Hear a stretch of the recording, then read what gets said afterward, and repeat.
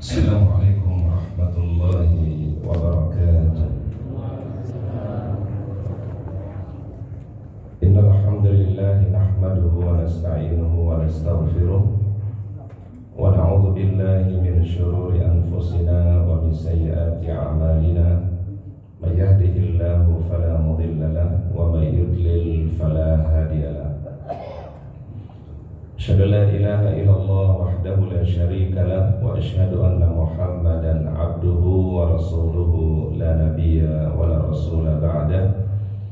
Allahumma salli wa sallim wa barik ala hadzal nabiyil karim nabiyyina Muhammadin wa ala alihi wa ashabihi wa man tabi'ahu bi ihsanin ila yaumiddin, amma ba'd.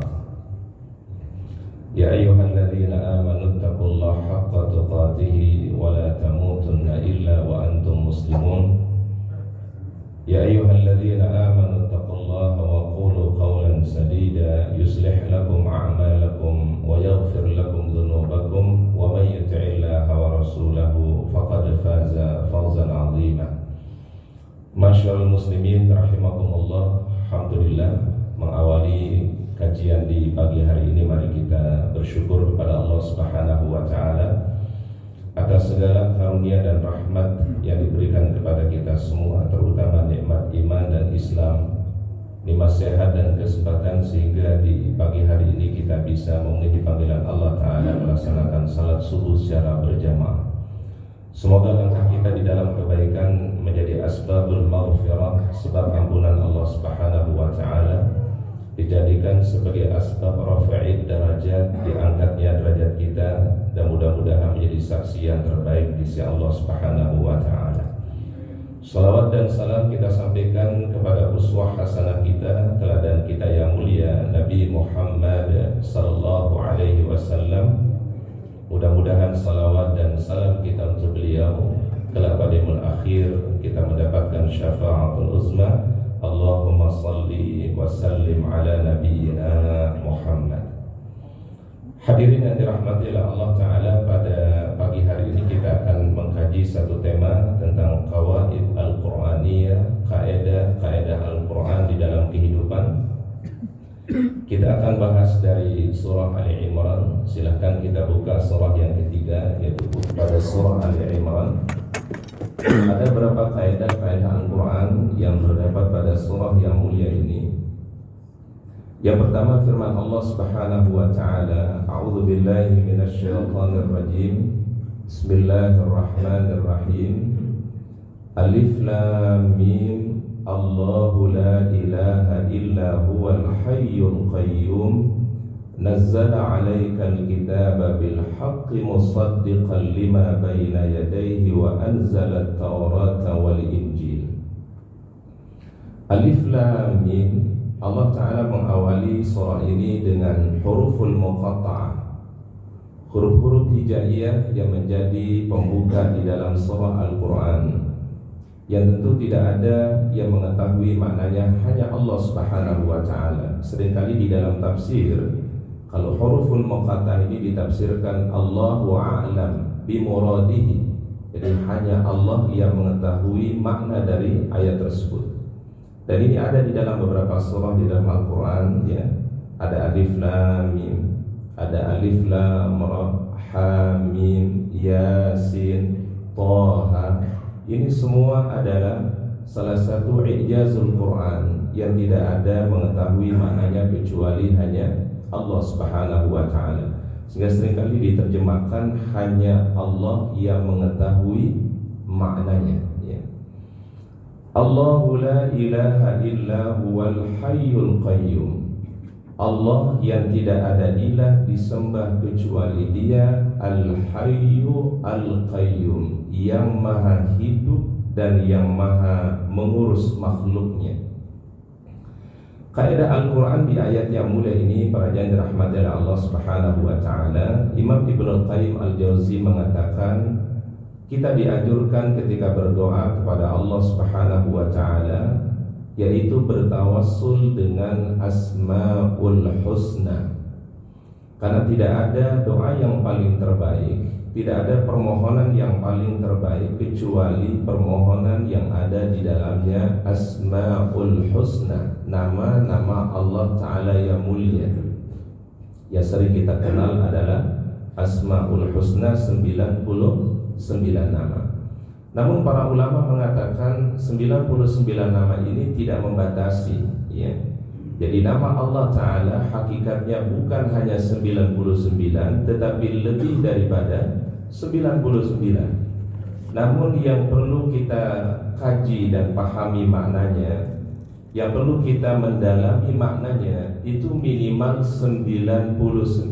Jadi 99 itu bukan untuk membatasi sebenarnya, laisa lil hasr, ya. Jadi bukan untuk membatasi, karena nama Allah Ta'ala lebih daripada 99. Contoh sederhana misalnya, ada nama Allah Ta'ala yang tidak masuk di 99 yang biasa di belakang mushaf Al-Quran. Kalau cetakan Al-Quran di Indonesia biasanya di kita ada di belakangnya ada ditulis 99 Asmaul Husna, betul ya? Ada nama di situ yang sebenarnya adalah nama Allah tetapi tidak dimasukkan di situ. Contohnya kata para ulama, Thayyibun, ya. Thayyib itu ternyata adalah salah satu daripada nama-nama Allah Ta'ala yang mulia. Dalilnya adalah Innallaha Thayyibun la yaqbalu illa thayyiban. Sesungguhnya Allah Ta'ala maha baik dan tidak menerima kecuali hal-hal yang baik. Ya Allah Ta'ala terima adalah ucapan yang baik. Ya Allah Ta'ala terima adalah amal yang mulia, amal yang baik. Ya Allah Ta'ala terima adalah niat-niat yang baik, niat yang ikhlas karena Allah Subhanahu wa Ta'ala. Innallaha thayyibun la yaqbalu illa thayyiban. Tapi kalau kita cari thayyib itu di 99 nama itu tidak ada, ya. Tapi tidak ada bukan berarti dia bukan Asmaul Husna. Berarti maknanya adalah nama Allah Ta'ala tidak terbatas 99 nama, tetapi lebih daripada 99 nama. Oleh karenanya salah satu perintah Allah Ta'ala di dalam Al-Quran, walillahil asma'ul husna fad'uhu biha. Allah Ta'ala memiliki nama-nama yang baik, nama-nama yang mulia, maka berdoalah dengan menggunakan Asma'ul Husna. Satu faedah yang terbaik kata para ulama, kalau kita berdoa kepada Allah, berdoalah dengan Asmaul Husna. Contoh misalnya doa dengan Asmaul Husna, mungkin ini sering kita baca sebenarnya, tapi mungkin kita kurang kurang perhatikan aja ya Pak ya. Ada doa-doa kita yang sering kali mengulang-ulangi Asmaul Husna. Di antaranya misalnya Rabbana taqabbal minna innaka antas sami'ul alim. Rabbana taqabbal minna innaka antas sami'ul alim. Di sini ada nama Allah Ta'ala, yaitu apa? As-Sami' yang maha mendengar, Al-Alim yang maha mengetahui. Sering mungkin kita baca ini doa, sering kita mohonkan ini doa, dan itu bagian daripada yaitu berdoa dengan Asmaul Husna. Dan doa ini punya riwayat para jamaah dirahmati Allah Ta'ala.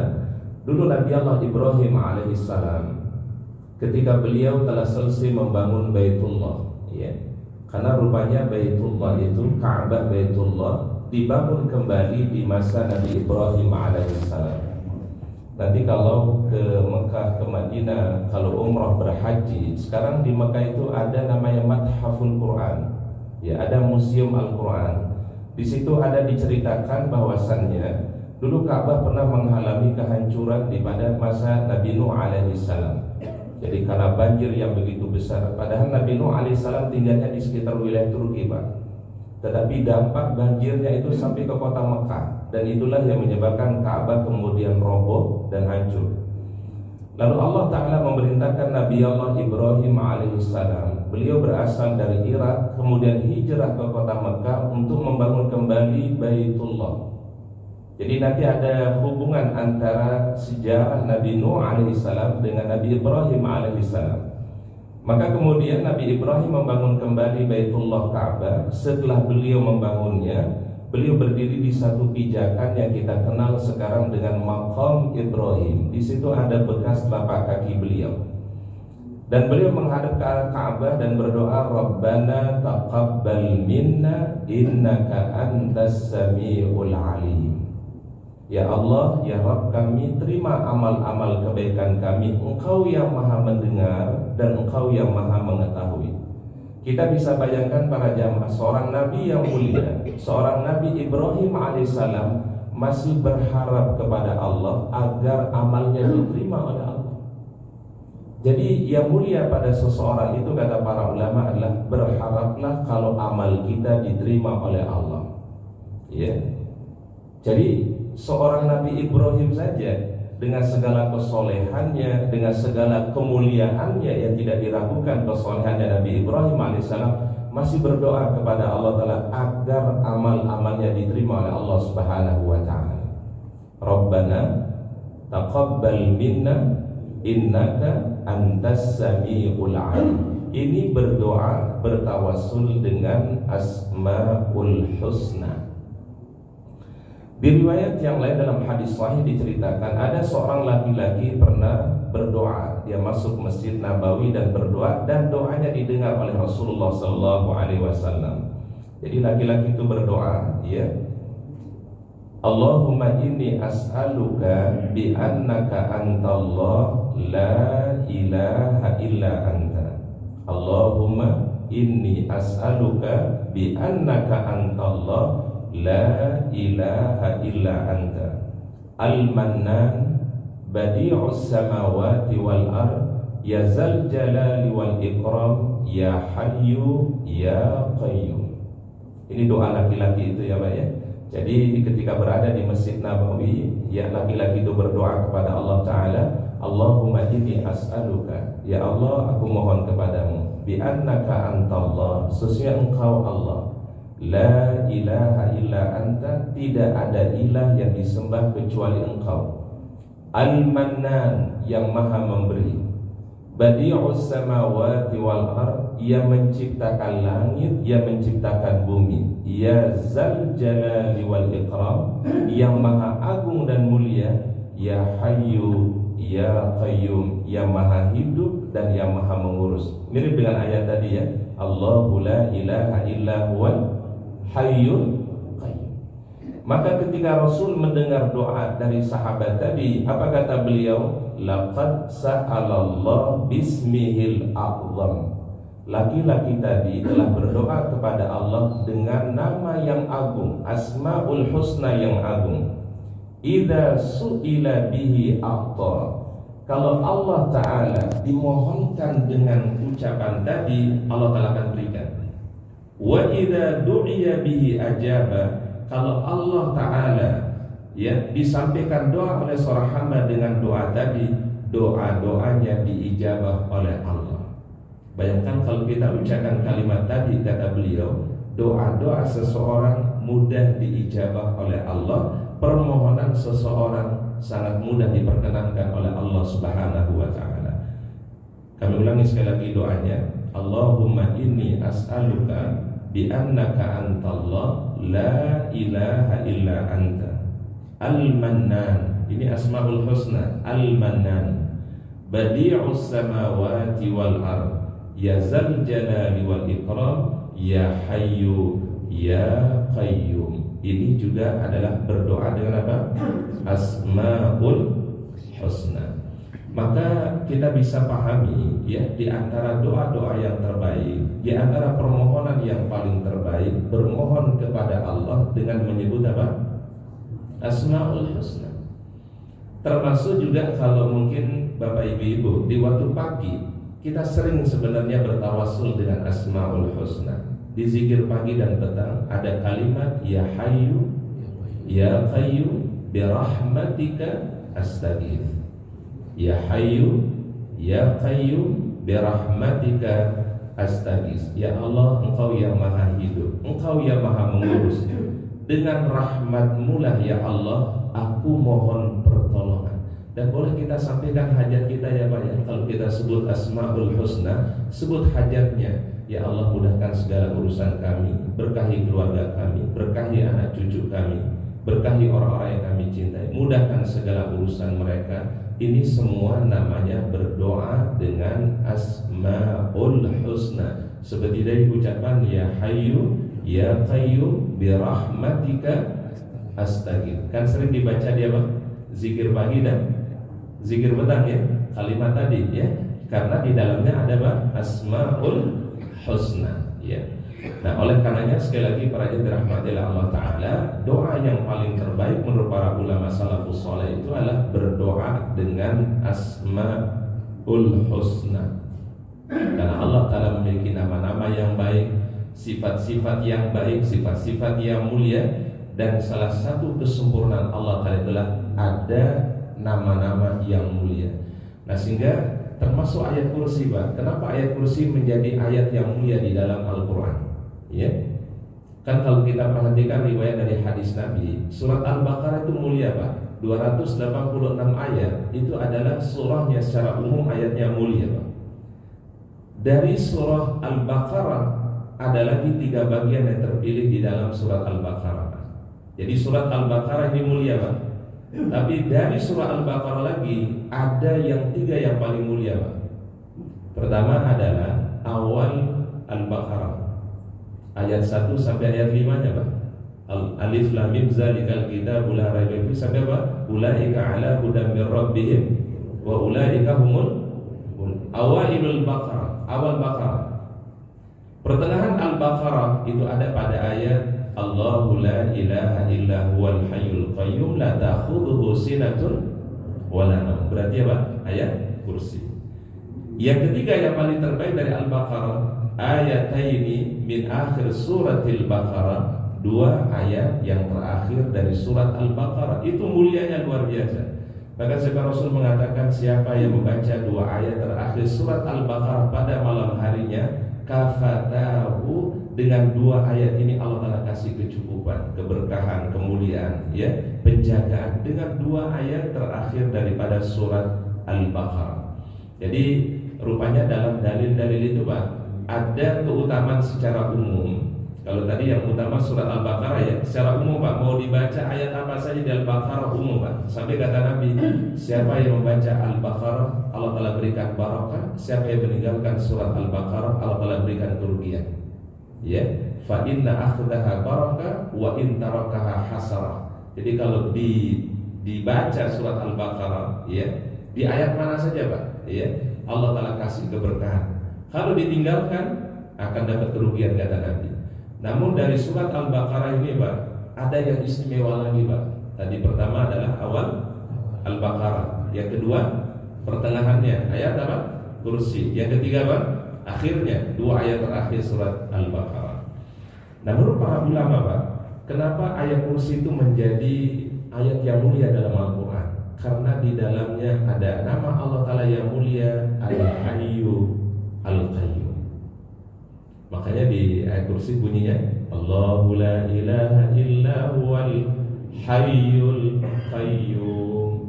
Dan ini salah satu rahasia yang ada di dalam ayat kursi. Bahkan dalam satu hadis baginda Nabi mengatakan, barang siapa yang mendawamkan setiap sholat fardu membaca ayat kursi. Jadi kita disunahkan setiap habis sholat fardu kita baca ayat kursi, pada subuh, pada zuhur, pada asar, pada maghrib, pada isya. Apa jaminan dari beliau? Lam yamna'hu min dukhulil jannah illa ayyamut.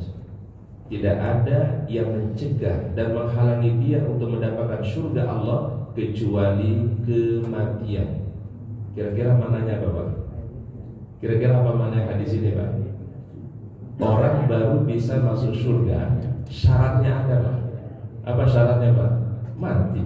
Ya, kalau orang nggak mati ya belum tentu bisa masuk surga, Pak. Jadi syaratnya wafat dulu ya. Jadi kata Rasul, siapa yang membaca kursi tidak ada yang menghalangi dia. Berarti ini dijamin, Pak. Dijamin al-jannah oleh Allah Ta'ala. Tapi syaratnya apa, Pak? Illa ayyam. Ya, kematian dulu, Pak. Kan nggak mungkin orang masuk surga kalau dia masih hidup di dunia ini, Pak. Ya, tapi kalau surga di dunia ya ada, Pak. Majelis ilmu ya, surga di dunia ya. Majelis zikir itu adalah surga di dunia. Raudhah yang ada di Nabawi itu Raudhah itu taman surga di dunia, maka disebut dengan apa? Raudhah. Ya. Baik, kita masuk pada kaidah berikutnya, Pak. Kaidah yang kedua ini ada pada ayat yang ke-8. Ya, silakan kita buka, masih di surat Ali Imran pada ayat yang ke-8. A'udzubillahi minasyaitonir rajim. Rabbana la tuzigh qulubana ba'da idh hadaitana wa hab lana min ladunka rahmah innaka antal wahhab. Kaidah di dalam ayat ini menurut para ulama adalah jiwa manusia itu mudah berubah. Jiwa manusia mudah berbolak-balik. Makanya disebut dengan qalbu. Ya, qalbu itu kan artinya yang berbolak-balik. Terkadang iman kita bisa naik, ya. Iman pun juga bisa mengalami penurunan. Iman bisa bertambah, iman juga bisa berkurang. Maka karena sifatnya hati itu adalah berbolak-balik, maka yang kita mohonkan supaya hati itu diarahkan oleh Allah, dibimbing oleh Allah Subhanahu wa ta'ala. Orang yang sudah dapat hidayah iman dan Islam saja, yang dia minta selalu hidayah, Pak. Betul ya, Pak? Jadi kita jangan merasa sudah berislam kemudian cukup. Jangan karena kita sudah merasa sudah mendapatkan hidayah Islam kemudian kita sudah merasa cukup, jangan. Maka kita diajarkan di surat Al-Fatihah, ihdinas siratal mustaqim, ya Allah bimbing kami, arahkan kami ya Allah untuk terus meniti jalanmu yang lurus, huwal Islam, agamamu yang mulia ini ya Allah. Itu yang kita mohon, Pak. Jadi yang kita minta selalu kepada Allah adalah hidayahnya. Karena kenapa? Hati manusia, jiwa manusia itu mudah Bapak berbolak-balik. Maka disebut dengan qalbun. Qalbu itu kan artinya berbolak-balik ya Pak ya. Maka Ibnu Abbas pernah mengatakan, ini sahabat Nabi Pak ya, Ibnu Abbas namanya. Apa kata Ibnu Abbas? Yusammal qalbu li taqallubihi, dinamakan hati itu qalbun karena berbolak-balik. Wa yusammal insanu li nisyanihi, dinamakan manusia insanun karena lupa. Ya, kita sholat aja terkadang lupa Pak. Ya, dalam sholat bisa terjadi lupa enggak Pak? Bisa. Ini 2 rakaat, apa 3 rakaat, terjadi enggak Pak? Terjadi. Kira-kira kalau lupa antara 2 dan 3 ambil berapa rakaat Pak? Dalam fikih itu kira-kira ambil berapa? 2. Ya, jadi kalau kita ragu antara 2 dan 3, ambil yang lebih kecil Pak. Nanti sempurnakan dengan sujud sahwi. Dan inilah awal pensyariatannya dari sujud sahwi. Bahkan Rasul pun pernah terjadi lupa pada beliau Pak. Jadi beliau lagi salat di Nabawi bersama para sahabat. Waktu itu salat asar Pak. Beliau baru dapat 2 rakaat. Beliau tiba-tiba salam, Assalamualaikum warahmatullahi wabarakatuh. Assalamualaikum warahmatullahi wabarakatuh. Kemudian beliau zikir, beliau berdoa Pak. Rasul ditegur oleh sahabat bernama Dzul Yadain. Maka hadis ini masyhur dengan nama Dzul Yadain, hadis Dzul Yadain. Aku siratis salatu ya Rasulullah. Apakah Anda tadi mengqasar salat wahai baginda Rasul? Kata beliau, "La." Karena saya di Madinah, saya tidak qasar salat. Kata Dzul Yadain, "Engkau ya Rasul baru 2 rakaat engkau salam." Maka kemudian Rasul bertanya kepada Abu Bakar As-Siddiq, karena ada di Dzul Yadain ada Abu Bakar As-Siddiq. Ya Abu Bakrin as-sadaqa Dzul Yadain. Betulkah ucapan Dzul Yadain? Naam ya Rasulullah. Betul wahai baginda Rasul. Kemudian beliau bangun, ambil rakaat yang ketiga, ambil rakaat yang keempat. Sebelum beliau salam, beliau sujud 2 kali. Inilah kemudian dalam fikih disyariatkannya sujud sahwi. Jadi lupa itu sifatnya manusiawi Pak. Maka disebut dengan insanun. Apa namanya Pak? Insan. Ya. Kita aja terkadang naruh kaca lupa Pak. Kacamata di mana gitu Pak ya. Betul nggak Pak? Cari ke sana kemari kacamatanya ternyata di kepala. Bisa terjadi nggak Pak? Itulah insan namanya Pak.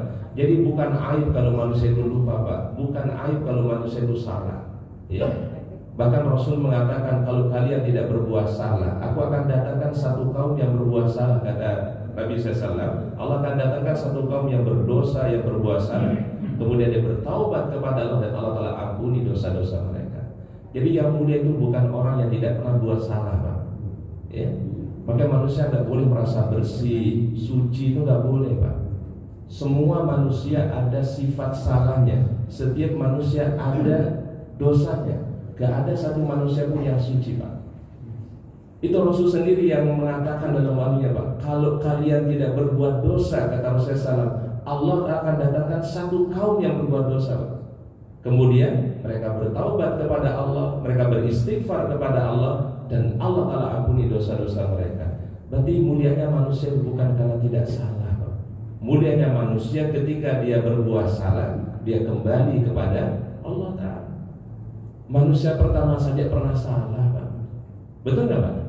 Nabi Adam itu pernah berbuat kesalahan, Pak? Pernah. Makanya kenapa sampai diabadikan doa itu, Pak? Rabbana zalamna anfusana wa illam taghfir lana wa tarhamna lanakunanna minal khasirin. Bahkan menurut para ulama salaf, Pak, kondisi Nabi Adam sebelum salah dan setelah salah berbeda, Pak.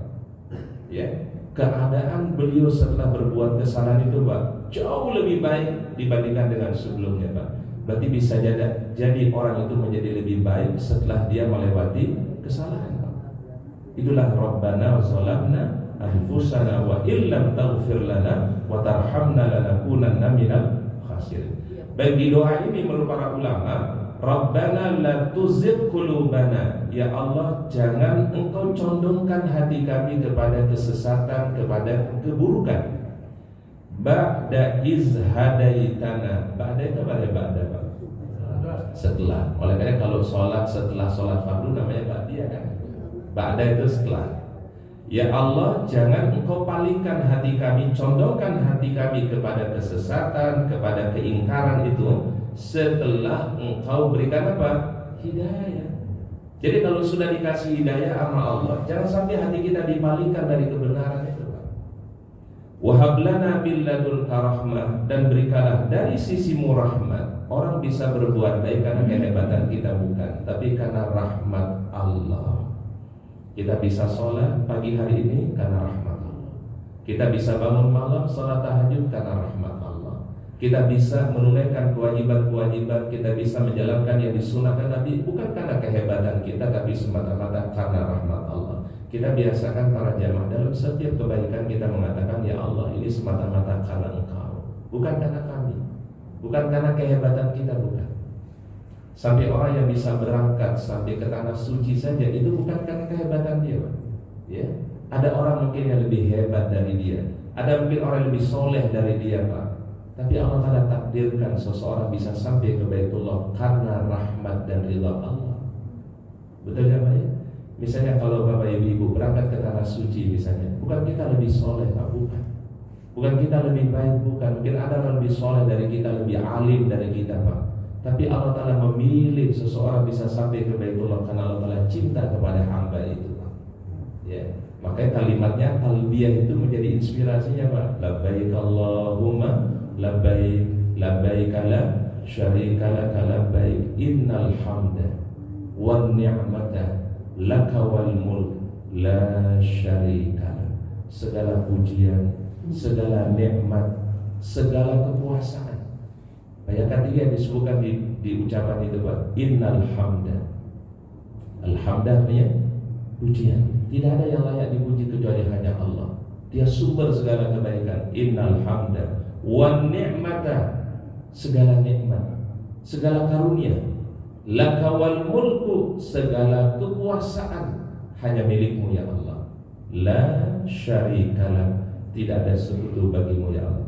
Maka orang hadir itu adalah zero di hadapan Allah. Sama ketika kita sholat, para jamaah, ketika kita menjawab azan, ada yang unik sebenarnya di jawaban adzan menurut para ulama. Imam Al-Qayyim Al-Jauzi pernah mengatakan, kenapa di jawaban adzan itu yang beda cuma 2 ucapan, Pak? Ya, Pak, ya? Kan kalau Rasul mengatakan, idza sami'tumul an-nida, kalau engkau mendengarkan adzan, maka jawab seperti ucapan muadzin. Betul ya, Pak? Ya? Jawab seperti ucapan muadzin. Illa, kata Nabi, kecuali, ingat pengecualian tidak mungkin tidak ada hikmahnya, Pak. Illa, kecuali 2, kata Nabi. Hayya 'alas shalah, hayya 'alal falah. Jawabannya apa, Pak? La haula wala quwwata illa billah.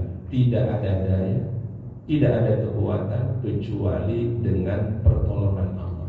Berarti apa maknanya, Pak? Kita bisa sampai pagi hari ini sholat subuh di Masjid An-Nur bukan karena kekuatan kita, bukan karena kehebatan kita, bukan karena kuah kita, bukan. Itu Allah yang mudahkan, Allah yang meringankan, Allah Ta'ala yang berikan rahmat.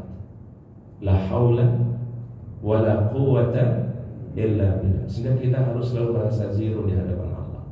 Kita gak punya kemampuan Pak kalau gak bukan dimampukan oleh Allah. Seorang profesor aja Pak yang cerdas, punya ilmu yang luas, bisa gak ilmunya diambil oleh Allah? Mudah bagi Allah. Ya, dia masuk kamar mandi, ya, jatuh, kepalanya kebentur, gegar kepalanya Pak, gegarotan Pak. Kalau udah gegarotan apa yang terjadi Pak? Hilang ilmunya Pak, hilang pengetahuannya Pak. Mudah bagi Allah Ta'ala untuk mengambil kembali itu Pak. Ya. Tapi ada yang unik Pak, Masya Allah, ini kalau hafal Quran beda dengan Pak. Ada seorang imam masjid Pak, mohon maaf, terjadi kena musibah kecelakaan. Kepalanya ini Pak sampai Pak, dioperasi kepalanya Pak. Secara sederhana Pak, mungkin dia hilang hafalannya Pak. Ya Pak, ini otaknya udah dikasih plastik gitu, udah diganti, bukan lagi dia udah ganti dioperasi lah Pak. Dalam bayangan orang Pak, mungkin dia hilang hafalannya Pak, tapi karena dia hafal Quran Pak, Masya Allah, masih ingat hafalannya Pak. Coba kalau bukan ilmu Quran Pak, mungkin bisa lupa ilmunya Pak. Ya, dan ini mungkin salah satu mukjizat Al-Quran Pak. Ya, itu kepalanya itu sudah diganti kepalanya Pak. Ya, tapi ya ingatan Qurannya gak hilang Pak. Kalau ilmu yang lain memang udah dicabut sama Allah Pak, tapi kalau ilmu Al-Quran ini susah Pak. Dan ini mungkin salah satu cara menjaga para penghafal Pak Al-Quran. Ya, oleh karenanya tadi doanya, Rabbana la tuzigh qulubana ba'da idh hadaitana wa hab lana min ladunka rahmah innaka antal wahhab. Ya Allah, segalanya itu adalah karena rahmat Allah. Jadi jiwa manusia itu disebut dengan qalbun karena selalu berbolak balik. Maka doa yang disunahkan oleh Nabi kita perbanyak dalam hadis Ummu Salamah adalah, ya muqallibal qulub tsabbit qalbi ala dinika. Ya muqallibal qulub tsabbit qalbi ala dinika. Ya Allah, Engkau yang maha membolak-balikkan hati, tetapkanlah hatiku di atas agamamu. Oleh sebagian ulama ya, menjadikan doa ini bagus dibaca di sujud yang terakhir. Jadi kalau kita sujud terakhir ya, maka kita baca doa ini, ya muqallibal qulub tsabbit qalbi ala dinika. Boleh ditambah Allahumma inni as'aluka husnal khatimah, Allahumma rzuqni taubatan nasuhan qablal maut. Ini juga doa-doa yang bagus. Tapi kata para ulama, doa ini sebenarnya bukan doa yang cuma ini saja, enggak. Ya, sebagian orang memahami cuma ini doa yang dibaca di waktu sujud. Sebenarnya doa apa saja boleh diminta di waktu sujud, karena Rasul tidak menentukan doanya Pak. Karena kata Rasulullah SAW, sedekat-dekat hamba di sisi Allah ketika dalam keadaan apa? Bersujud. Maka perbanyaklah doa. Nah, cuma ulama kenapa memilih 3 doa tadi? Dan itu bukan berarti hanya 3 doa sebenarnya. Boleh nggak kita doa waktu sujud, Rabbil firli wali walidayya warhamhuma? Boleh. Karena tidak ditentukan sama Nabi Pak. Ya, sebagian orang memahaminya cuma 3 doa ini. Maka dibiasakan dalam memahami dalil itu komprehensif gitu Pak. Ya, boleh nggak kita pakai doa yang lain? Rabbana atina fid dunya hasanah. Doa apa namanya itu Pak? Doa sapu jagat ya. Bahkan kalau ada jamaah Pak yang susah menghafal doa, jangan dipersulit Pak. Ada jamaah ya bertanya, Ustaz, saya mohon doa ini ngafal susah. Ya, dihafal mungkin karena faktor U ya Pak ya. Karena faktor apa Pak? Kita jangan persulit Pak. Bilang aja Pak, minta doa yang paling terbaik dalam Al-Quran. Yang paling terbaik dalam Al-Quran itu apa Pak? Doa sapu jagat Pak. Betul Pak?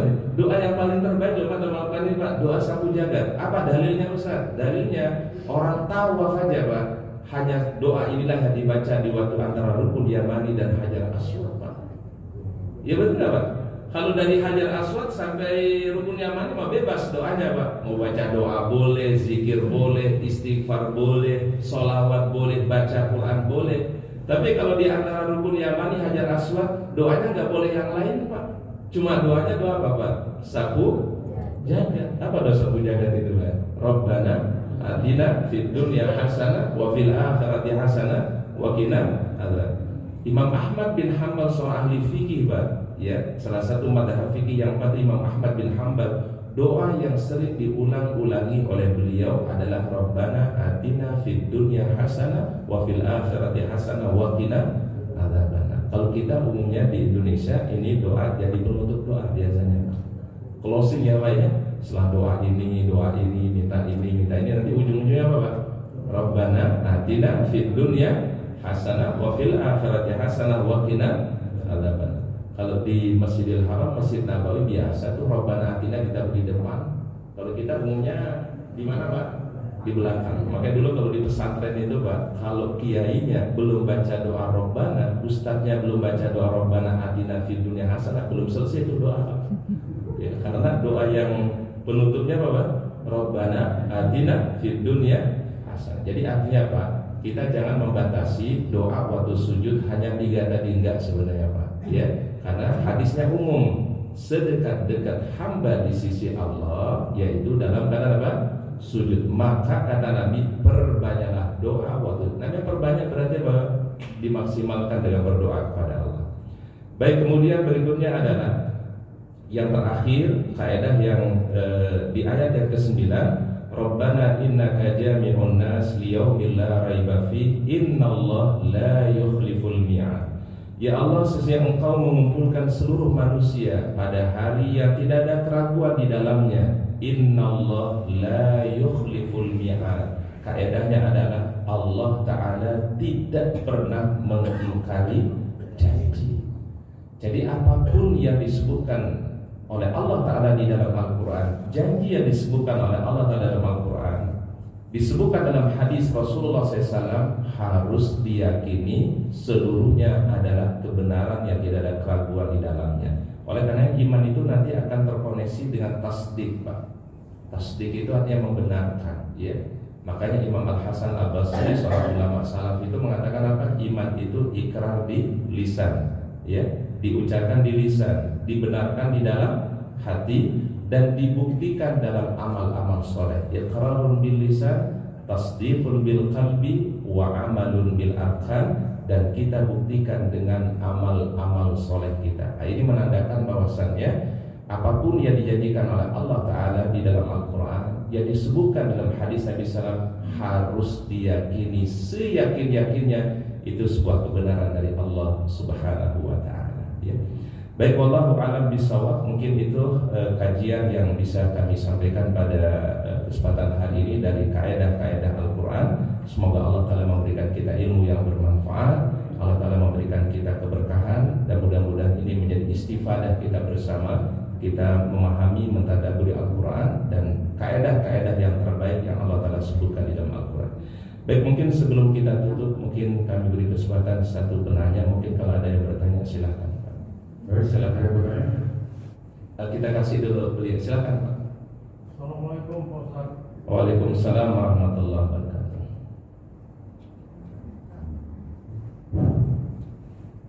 Saya tanya itu karena tadi dikatakan Ka'bah, apa benar fondasi Ka'bah itu dari 5 gunung waktu dibikin oleh Nabi Adam? Pertama Gunung Tursina, Abu Qubais, Gunung Sur, dan Yuruk. Kemudian ada satu di tempat jauh, itu di satu lupa saya satunya. Iya baik. Itu aja. Apa benar demikian? Baik. Wallahu a'lam bishawab. Apakah pondasi Ka'bah itu dari 5 pegunungan? Wallahu a'lam. Tapi di Mekah itu ada memang namanya Jabal Ka'bah. Riwayatnya wallahu a'lam. Dari situlah dulu pertama kali diambil bebatuan untuk pondasi Ka'bah Baitullah. Maka disebut dengan Jabal Ka'bah namanya. Ada di kota Mekah. Tapi apakah didatangkan dari Tursina? Tursina itu di Mesir. Wallahu a'lam. Tapi riwayat yang paling masyhur itu adalah ada di Mekah namanya Jabal Ka'bah. Riwayatnya disitulah mengambil daripada batu untuk pembangunan pondasi Ka'bah Baitullah. Wallahu a'lam bishawab ya. Baik, terakhir silakan Pak. Silakan Pak. Bismillahirrahmanirrahim. Assalamualaikum warahmatullahi wabarakatuh. Waalaikumsalam warahmatullahi wabarakatuh. Kalau kita mendengar apa yang tadi Pak Ustaz katakan, banyak orang mengatakan, Gusti sudah tahu, saya sudah tahu. Yang mana? Tapi ya, kebenaran itu harus disertai dengan kesadaran. Betul. Tanpa ada kesadaran, tahu itu harus cuma-cuma. Dan kesadaran itu adalah kesadaran bahwa apa yang kita lakukan itu bukan haula wala quwata illa billah. Tanpa Allah yang membantu kita tidak ada apa-apa kan. Nanti, ya. Jadi saya pikir kesadaran diri bagaimana kesadaran apabila kita tidak dekat dengan Allah, tidak selalu zikir kepada Allah. Demikian Allah. Assalamualaikum warahmatullahi wabarakatuh. Baik. Ini masukan dari beliau, Masya Allah. Kita memang dalam berilmu saja Pak, yang kita mintakan ilman nafi'ah. Jadi ilmu itu sebenarnya bukan berapa banyak yang kita tahu, tidak, tapi berapa banyak yang kita usahakan untuk mengamalkannya. Justru fokusnya ilmu bukan pada banyak pengetahuan Pak. Kalau fokusnya banyak pengetahuan, sekarang kita buka Google aja ilmunya banyak Pak. Jadi yang paling terpenting ilmu itu adalah berapa banyak yang kita amalkan dan sejauh mana akhlak kita berubah. Akhlak menjadi lebih baik, lebih santun, ya. Karena ilmu itu tidak akan berarti kalau tidak beramal, Pak. Kalau tidak berakhlak. Maka ada istilah dalam kaidah para ulama, al-ilmu bila amal kasyajar bila thamar. Jadi ilmu kalau tidak diamalkan, tidak berubah ibadahnya, tidak berubah akhlaknya, tidak semakin santun, maka kata para ulama sama saja seperti pohon yang tidak berbuah.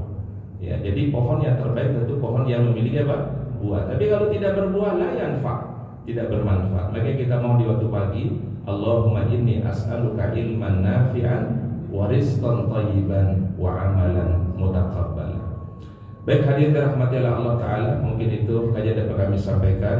Semoga Allah Ta'ala berikan ilmu yang bermanfaat, memberikan keistiqaman kepada kita semua. Kita akhiri, subhanakallahumma bihamdika asyhadu an la ilaha illa anta astaghfiruka wa atubu ilaik. Assalamualaikum warahmatullahi wabarakatuh.